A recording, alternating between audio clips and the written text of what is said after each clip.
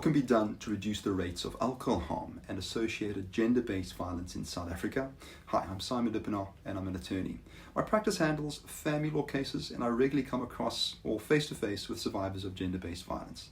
My practice also has a liquor licensing arm, so I have a duty to promote not only responsible alcohol consumption, but also visible adherence to liquor legislation and compliance with Provincial Liquor Board regulations. My attention was drawn to a recent article in the Mail and Guardian newspaper, penned by consultants from civil society organizations working on an alcohol-related GBV prevention project in Alexandra, Johannesburg. They make some valid points about both the need to and the way to reduce excessive alcohol consumption. I support their recommendations and share them with you today in the hopes that greater public awareness will help to limit the harm caused by alcohol. Now, the alcohol bans we experienced in COVID-19 lockdowns were met with irritation and annoyance by many people who objected to being denied a quiet drink in the evenings. However, it is an irrefutable fact that alcohol-related hospital admissions dropped dramatically during the bans, despite the inevitable black market in alcohol that emerged. Alcohol-related trauma was greatly reduced, freeing up much-needed hospital capacity for COVID patients. Unfortunately, alcohol harm rose as soon as liquor became freely available again. So how can we change this? Now, the article says that there are two broad strategies to reduce excessive alcohol consumption. The first is largely ineffective: behavior change and healthy drinking promotion. Much more effective is reducing the availability of alcohol by measures such as reduced operating hours, restricting or reducing alcohol outlet density, especially in residential areas, increasing the price of alcohol beverages, and banning alcohol advertising, among others. Now, the authors specifically call on provincial liquor boards to function more effectively and work more closely with communities and with civil society. Unlicensed illegal outlets are much more likely to be unsafe, particularly with regard to violence against women.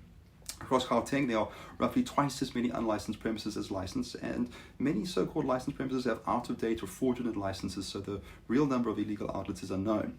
The authors of the article are based in Gauteng and engage with the Gauteng Liquor Board. Their recommendations relate to the GLB, but they believe other provincial liquor boards would benefit equally. You can read the full article on my website, but the recommendations in summary are: number one, GLB should be funded by Gauteng Treasury and not from license fees and fees for non-compliance. The current system encourages a lack of due diligence in granting licenses and discourages timely compliance with the rules.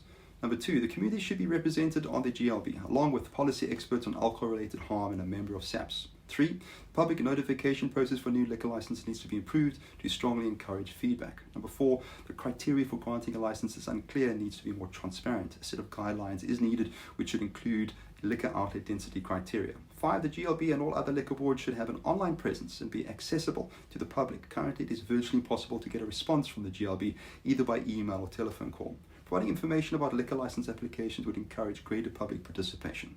Six, there should be an electronic database of all liquor licenses in the province. It's hard to believe that 2022 the system is automated. Seven, more liquor inspectors are needed to ensure compliance with regulations.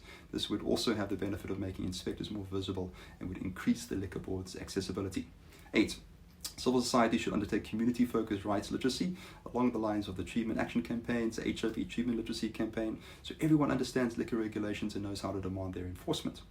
It's only by having high-functioning, adequately resourced, publicly accountable provincial liquor boards who grant licenses responsibly and monitor compliance with the regulations that we will be able to begin to reduce the harm caused by excessive alcohol consumption and tackle the social ills that accompany it, like gender-based violence.